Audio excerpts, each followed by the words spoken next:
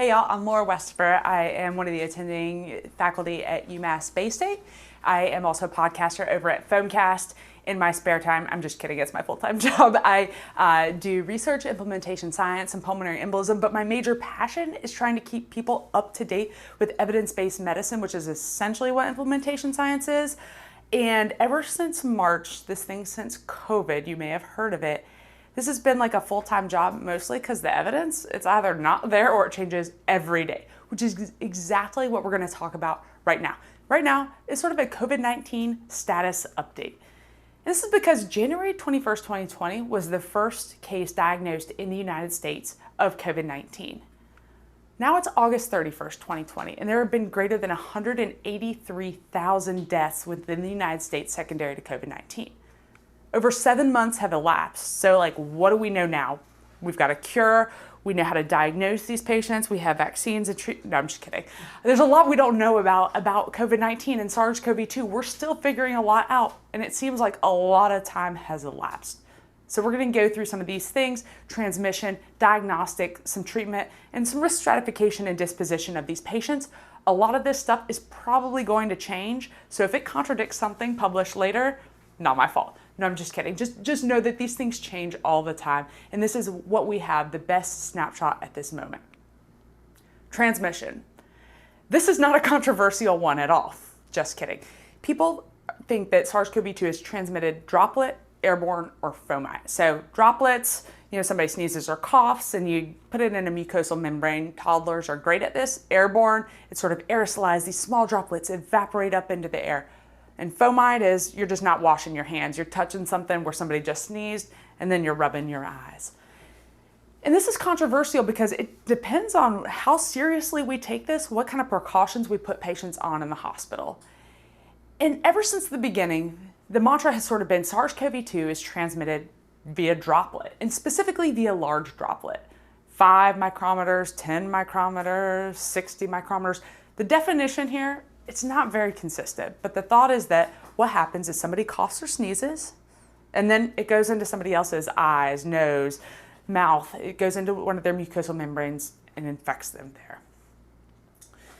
And why it's called a large droplet is because somebody expectorates that or coughs, and then over a course of time, because it's large and there's this thing called gravity, it will fall to the ground before it hits somebody else, which is great.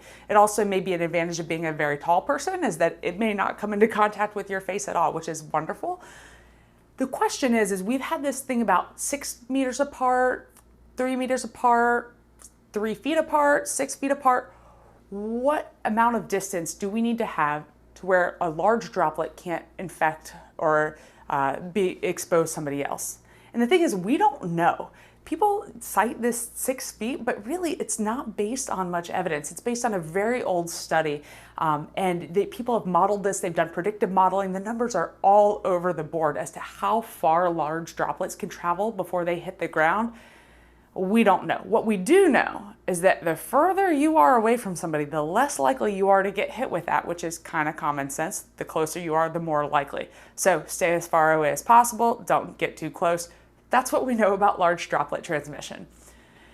Now, those are large droplets. What people are really worried about, and where all the controversy in COVID-19 with regards to transmission comes from, is airborne transmission. And these are small droplets, sometimes called micro droplets, aerosols, droplet nuclei, often quoted as being less than 5 micrometers, 5 to 10 micrometers. And these are worrisome because these are things like measles, which has a 90% secondary attack rate. So you live in a house with somebody gets measles, 90% of their contacts in that household will come down with measles. These are very contagious, catchy kind of diseases. And this is because the virus, the infectious virus, can live, it's these tiny little droplets when you sneeze or give somebody a nebulizer or intubate somebody, they can come out and evaporate before they hit the ground and stay suspended in the air. That is how this can be transmitted. And the question is, what role does this play in SARS-CoV-2?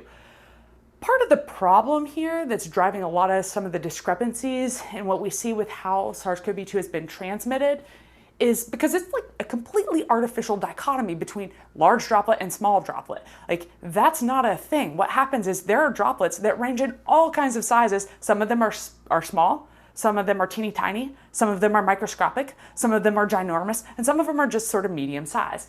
And a lot of it depends on other things going on, unrelated to the actual size of that droplet. It depends on the source, like how much infectious disease, how much infectious SARS-CoV-2, what is their viral load that they are expectorating or coughing onto somebody? What's the ventilation? Is it open air? Is it recycled air? Is it recycled air with a filter? We don't know a lot of those things about specific ventilation strategies, but we know the more open air, the better. There's a lot of humidity type of temperature questions that we don't know completely about what it depends on with regard to that. We also know crowding. Crowding is kind of bad. The more people that you get in one room, the more likely it is somebody's going to get SARS-CoV-2 if somebody else has it. So this droplet versus airborne is sort of an artificial dichotomy that for some reason we're obsessed with. We know SARS-CoV-2 happens via droplet spread. We know that. We think some of it happens via airborne spread. There have been case reports of that happening. We also know that a lot of people who do aerosol, high-risk aerosolized generating procedures, intubation, extubation, bronchoscopy, that haven't worn respirators, they're not getting SARS-CoV-2, which wouldn't make sense if it were truly an airborne disease in the way that we think about it. Like the household secondary attack rate for measles, I said it was 90%, which is what a lot of the studies show. For SARS-CoV-2, 19 to 33%. So you live, breathe, eat off of the same dishes, have all kinds of intimate relationships with somebody. 1 in 5 to 1 in 3 of those people may get SARS-CoV-2 if somebody else has it in that same household, which is not the same as a lot of the airborne diseases. So it can happen via both, but it's not just airborne or probably just droplet. There's a lot of things it depends on. Fomite, we know that people will cough on things. Other people will touch them and touch their eyes, touch their nose, touch their mouth. That happens all the time. How long does viable SARS-CoV-2 live? What is the risk of that? People are washing their groceries. Do we have to keep that up indefinitely? Well, viable SARS-CoV-2, when you take a ton, like a lot of infectious viral particles, and wipe them on cardboard, can live less than 24 hours, plastic less than 72 hours, stainless steel less than 72 hours. It's hard to know exactly how many people, if they touch that after that time, will become infected with SARS-CoV-2. It's also interesting because when they swabbed like one of the cruise ships, the Princess cruise ship, where a lot of people came down with SARS-CoV-2, they found viral RNA detected on the surfaces for weeks, 17 days. They were still finding viral RNA. We also don't know if that's infectious. So there's still a lot of uncertainty as to how long can an object be sort of contagious? How long is that truly a fomite before you can bring it inside, or if you don't disinfect it? And then how often is that kind of transmission happening? It doesn't seem like a lot of that transmission is happening in sort of the casual encounter, like people getting COVID from their groceries. Doesn't seem to be a major cause, but not all fomites are the same. Somebody coughing on something that is then directly rubbed into an eye is very different from going and buying a bag of apples that is bagged and then taking one of those apples, washing it, and eating it. Those are very different risk exposures, and so sometimes we want to lump everything into one of these transmission categories, and we shouldn't do that. We should just think about it in terms of SARS-CoV-2. It's an infectious disease. You can get it a lot of different ways, and a lot of it's going to depend on how much there is in that dose. So it's like a dose-dependent thing, and then the environmental context around there. Enough about transmission. Symptoms. Now, when COVID-19 first sort of became a thing, fever, cough, shortness of breath. This is a flu-like syndrome. It's a respiratory syndrome. Patients are going to come in with this triad, maybe 2 out of 3, fever, cough, shortness of breath. This was the mantra. We screen people exclusively based on this in a lot of centers. But it turns out patients don't exactly follow this. Fever, there was a large study in New York where they looked at patients who were admitted with COVID-19. 44% had fever. So under half of patients that were sick enough to be admitted actually had fever. Some studies have showed 94%. Again, this demonstrates that a lot of our literature kind of depends on the patient population that you're looking at, because nearly everyone could have fever, or fewer than half of patients could have fever. Cough, also not entirely common. 2/3 to 2/3 to 88% of patients can have cough. It's common, more common than fever, but again, not everybody. In dyspnea, that's also sort of all over the board. It is common, but it's not everybody that has it. Some studies have shown 11%, some up to 40%. However, there is a fun word to say called anosmia or ageusia for loss of taste or loss of smell. Loss of smell is anosmia, loss of taste is ageusia or dysgeusia for sort of altered taste. And this, people get really excited about this in COVID-19, I think probably because it's fun to say. It's definitely not fun to experience because then you can't taste food and you can't smell.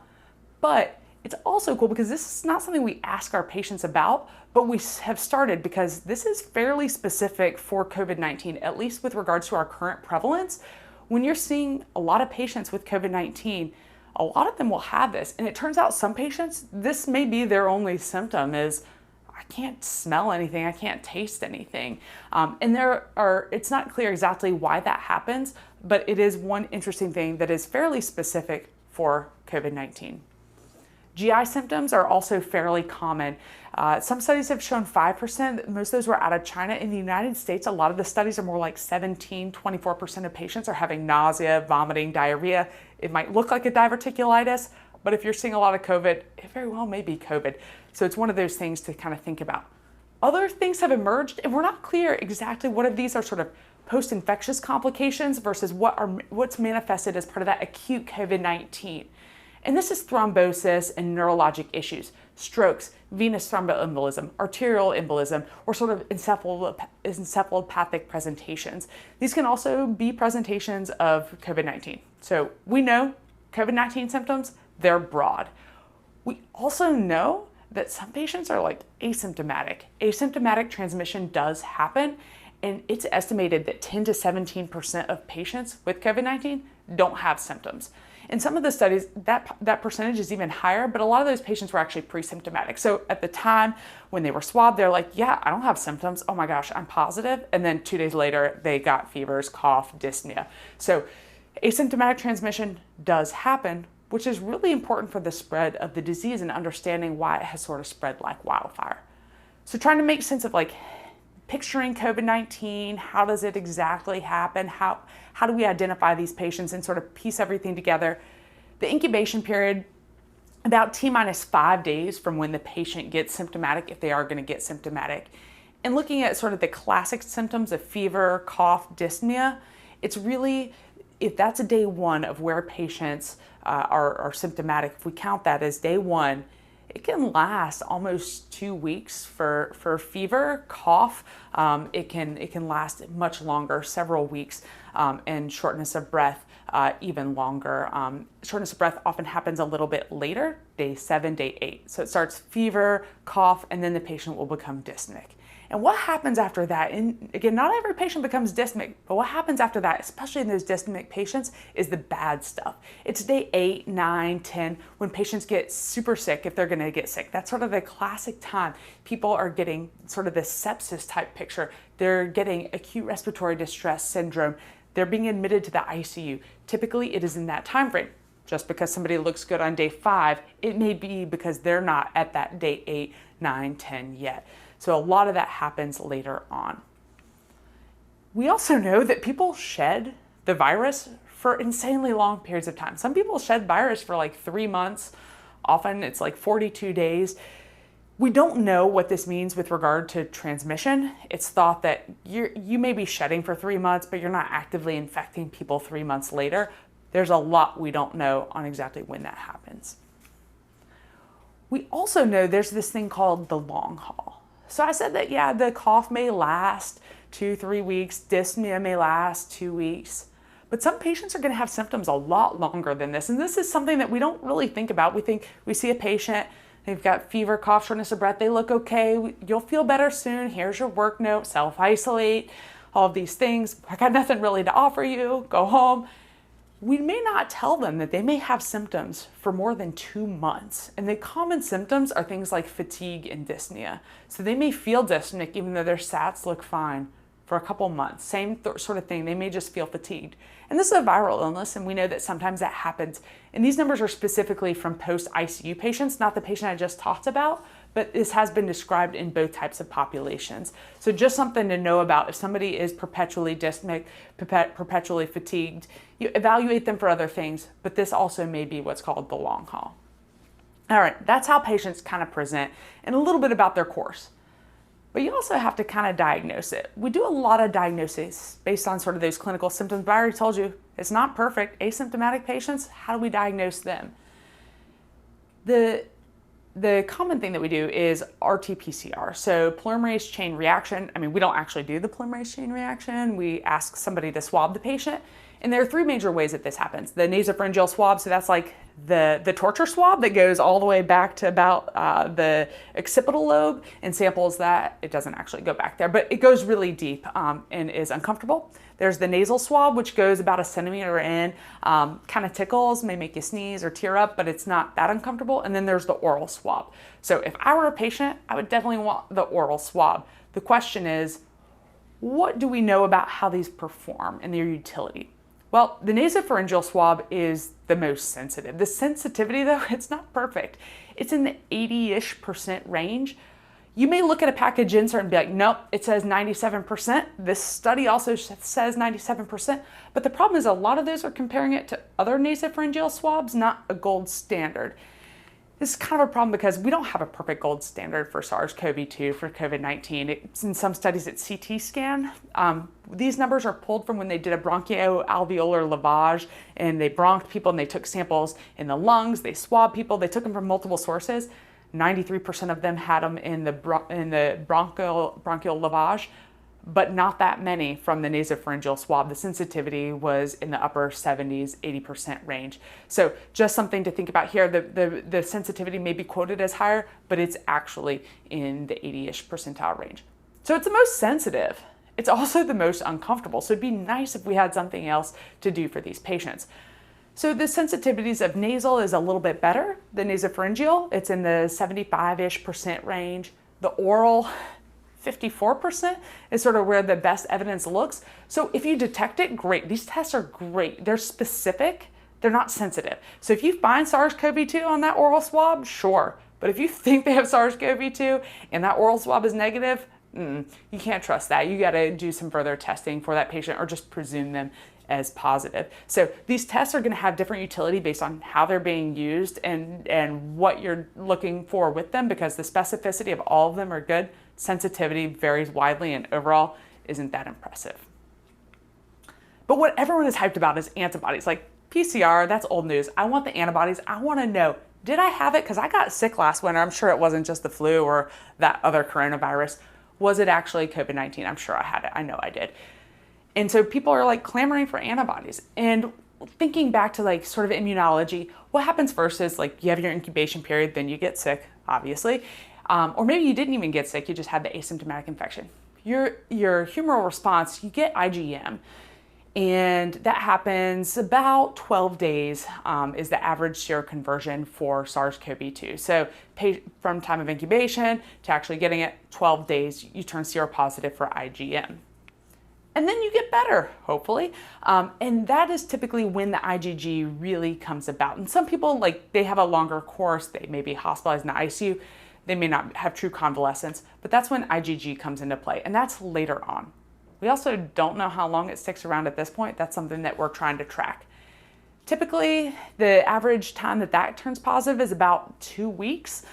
We don't know how long it lasts for. The amount, if you were to quantify how much IgG somebody has, you think like more is better. We don't know how much you need to be immune if you are in fact immune, and we also don't know how long it sticks around.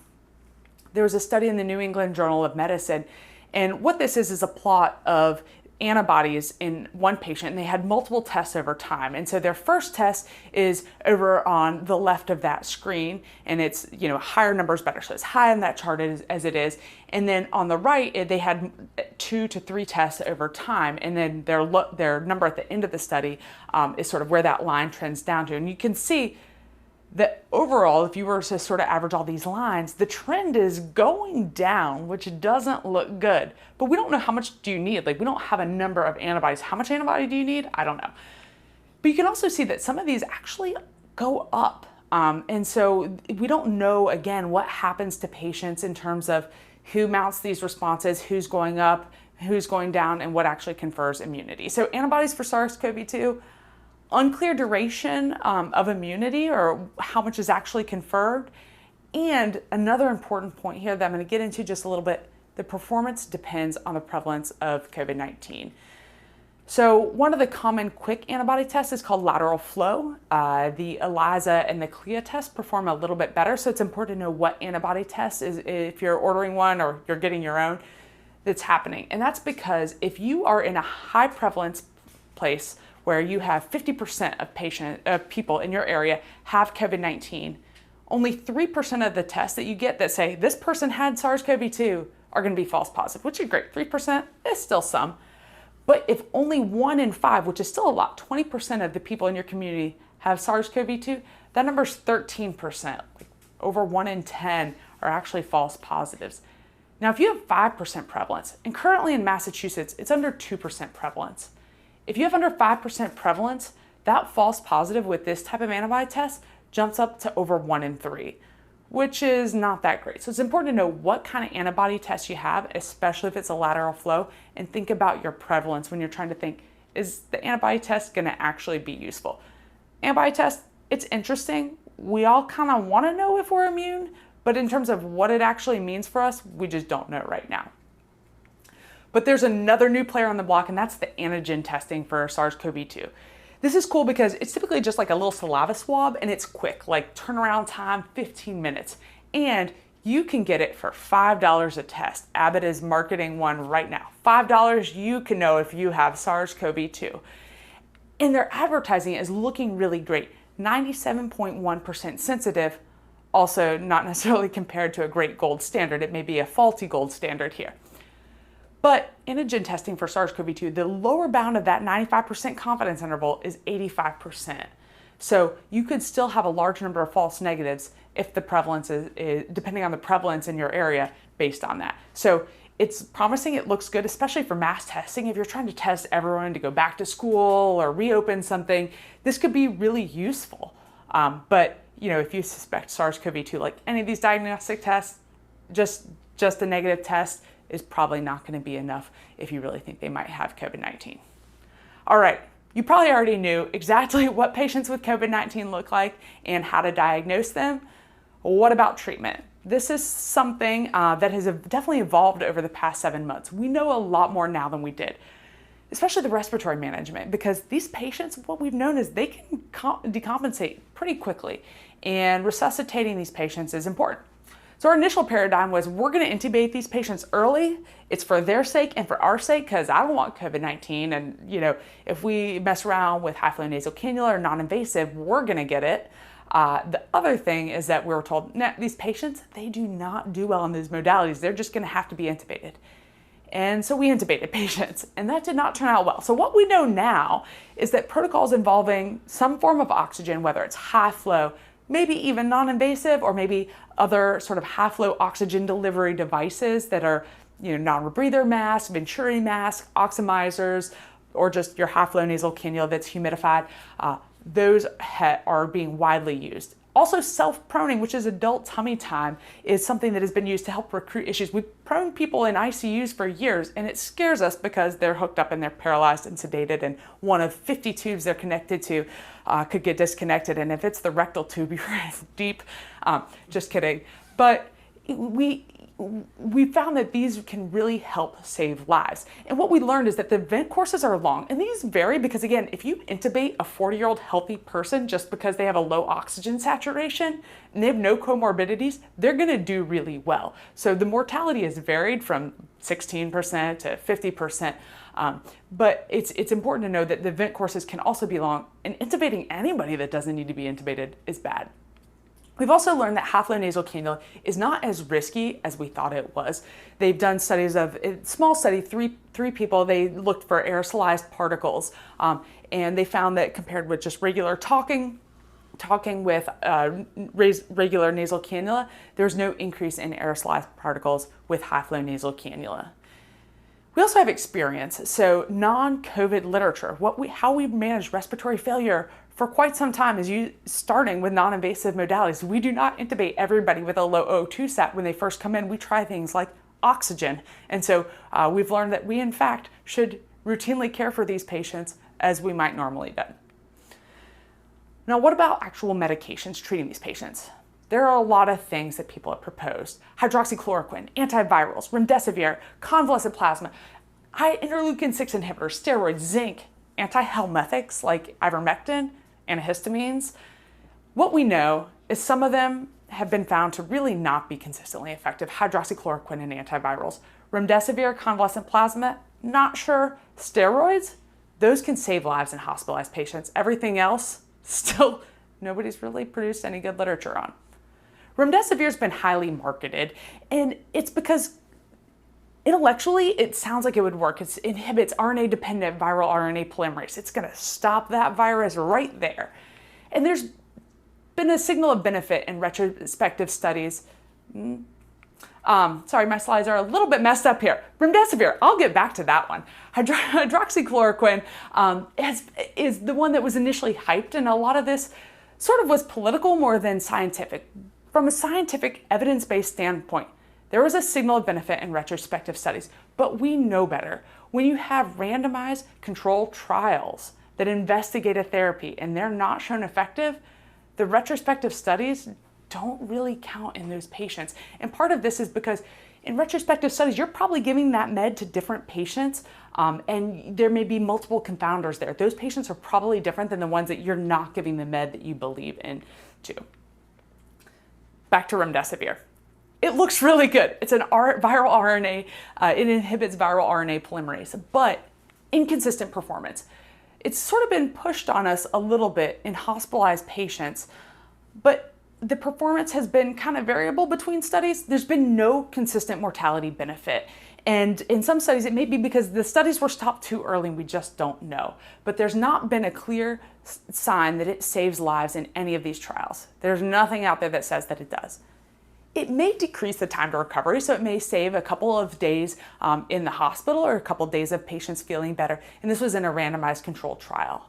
However, in studies where they've looked at 5 days, 10 days in standard of care, they found that in some groups it looks like it works better than standard of care, and in a 10-day course it doesn't. It doesn't really make cognitive sense as to how this really works and whether it consistently works. And so remdesivir, a lot of people are really excited about it. I think we really need to know more about who should get it, how long they should get it, because what we have are randomized trials, which are great. Some of them are open label, and it's very clear based on the literature that people were given 5 days of remdesivir, discharged on day 6. Were they held for 5 days just to get the remdesivir, or were they just discharged as soon as they got it? We don't know. But remdesivir, I think, is one that we're going to have to wait on to figure out exactly which patients might benefit and how much they actually benefit. Convalescent plasma is one that also looks really interesting because you take plasma from somebody that had SARS-CoV-2, COVID-19, you take their antibodies and you give them to somebody else who's fighting the infection. And those antibodies, they're going to attack that virus and they are going to cure that person. It sounds good. And other things besides SARS-CoV-2, the evidence is sort of like, it doesn't really look promising. We have 3 randomized controlled trials as of right now. No statistically significant mortality benefit in any of them. However, there are major issues with these trials. Like, they didn't tell you how they randomized people. They weren't blinded. There were lots of problems with these trials. There was maybe a trend to a mortality benefit, but there are a lot of problems here. If you lump them all together, it may appear to be a benefit, but you really can't do that, and none of them alone showed that. But in the United States, we have given convalescent plasma to greater than 35,000 patients and published a paper on it. And we didn't randomize a single one of those 35,000 patients who got SARS-CoV-2 convalescent plasma. And we also didn't have a standard comparator. And there were major confounders, like the mortality changed over time from the high 20s to the mid-teens. And 60% of patients got hydroxychloroquine in the first month and 1.8% in the last month. Lots of stuff going on here, but we do know that there's no clear benefit. There may be a benefit. We can't take one from this study because they compared convalescent plasma to convalescent plasma. So this is something that we need to follow and watch for, but right now the evidence does not say you should be transfusing all patients with COVID-19 or even a lot of them with convalescent plasma. Dexamethasone though, this is a good one. Something positive in this talk, it can actually decrease mortality. There was a large randomized controlled trial from the UK, the recovery trial, decreased mortality in hospitalized patients by 3%. Maybe more in the patients that were actually on oxygen, but most of our patients are actually on oxygen who we hospitalize. Ivermectin is just kind of a fun one because an antihelminthic for a viral infection is kind of funny. No reliable data. This was all sort of something thought of because people in the southern hemisphere weren't getting SARS-CoV-2, COVID-19. They're like, it's probably because a lot of them are on antihelminthics, but it's probably just because, well, now Brazil has a huge epidemic. So it just took a while for things to really transpire and spread and also get testing and reported. So ivermectin, please don't give it to your patients. Risk stratification. So how do we detect who's sick? What we know is hypercoagulability is bad. D-dimer is a marker of hypercoagulability that we all sort of have in order, and it predicts badness. But we don't know, should you anticoagulate somebody at a D-dimer of 1, 1.5, 2? We don't know that. The guidelines say, not sure. There are trials trying to figure out who we should anticoagulate and whether all people would benefit. If you're admitting somebody, we know you prophylactically anticoagulate them. However, do you start everyone? It's not really clear. A lot of people have protocols, even for outpatients. There's no evidence that outpatients should be anticoagulated for COVID-19. There's an active trial, it's called Active ACTIV, which is about to commence to look at this exact question. It's not out right yet. So I wish we still knew who we should anticoagulate. Severity scores, they're problematic. They're very methodologically, they just throw a bunch of stuff in labs and vitals and try to figure out who is going to die, and it's all over the place, and a lot of it is noise. There's the quick COVID severity index, which is on MD-Calc. It's just a couple variables, no lab tests, stuff that you know immediately upon walking into a room in a patient. But the problem is it only predicts the first 24 hours. And then these things are like clinically obvious. If you have a patient who is hypoxemic, they are at high risk. If you have a patient who is tachypnic, also at high risk. If you have a patient who's on 6 liters of nasal cannula or a non-rebreather, they're also going to be at high risk. And then the outcome was sort of questionably useful. Whether somebody is on 10 liters of oxygen or 15, I don't really care. Almost nobody died or was intubated in this study. We also know you can discharge patients with COVID-19. We know that people who are hypoxic, they're going to bounce back. We know that people that are older are also going to bounce back. The best study here showed an O2 sat of less than 95% and an age greater than 60 were the ones to really watch out for. When I'm discharging patients, I tell them to self-prone. It's just gonna make them feel better. I don't know if it actually makes them better, but I'm like, okay, go home, do your tummy time, and it very well may make you feel better. You don't tell them to go prone themselves, like people don't know what that means. Just roll over on your belly, sleep on your belly, read on your belly, something like that. In fact, at our institution, we gave discharge instructions to patients to do this. Also, if they have a pulse oximeter, that's great. Your higher risk patients, you may want to have them do that because they can have this silent hypoxemia. Some studies have shown that people that are putting their pulse oximeters on that were discharged are just coming back for their low oxygen saturations, and some of those are admitted to the ICU. So this can help identify patients who may not feel that short of breath as their sats start dipping low and low and low. And just on this topic, the one important thing to remember is that patients who are Black or African American or have more melanin, their pulse oximeter may actually read falsely high by a couple points. So just remember that if you see a sat of 93, 94%, it may be a little bit lower in those patients. So what do we know? We know transmission is variable. It happens through all kinds of routes. A lot of that depends on the context. The utility of all of these tests, antigen, PCR, CT scan, it's going to depend on your prevalence and what's going on in your area. Give dexamethasone to your inpatients, especially those that are on oxygen. It will help save some lives. That's what we know right now. Self-proning and oximetry for outpatients. Thank you very much, Dr. Westafer. We really appreciate you kind of catching everybody up on everything that we know so far about this and debunking a whole bunch of things we thought we knew. Can I just ask you one question about dexamethasone? Yes. Are you recommending starting it in any of the ED patients, or is this something that for when they get to the ICU, is there an ED patient population in whom you would give a dose of dexamethasone to? So if I have a patient who is on oxygen who has COVID-19, I will give them dexamethasone. It's just like treating an asthmatic or a COPD that we don't think twice before we order them some prednisone, even though the possible benefit there for mortality, like you're not going to see it as much as if you are treating 100 patients with COVID-19. So this is absolutely within the scope of emergency medicine. A lot of people are saying, well, I'm just going to send somebody home on that. We don't have evidence for right now. It's the patient really that you're admitting to the hospital for COVID-19 on a couple of liters of nasal cannula to high flow to even intubated, giving some dexamethasone. They can decide whether they want to continue it or not, but one dose, fine. One dose, because a lot of places the testing is really delayed, and so oftentimes that patient may still be in the ED when they're due for another dose. Do you have a dosing schedule or amount you're giving? Are these the 10 milligram big doses or more like a 4 to 6 milligram? So, if you don't know that. So, I mean, I think it depends. Like a lot of places have their own clinical policies, but a lot of them are not updated. So, I think the patients that you have to be careful on are those diabetics or with uncontrolled sugars, but I think a Q6 dosing regimen, at least initially while you're managing these patients, is fine. Well, thank you very much. Mm-hmm.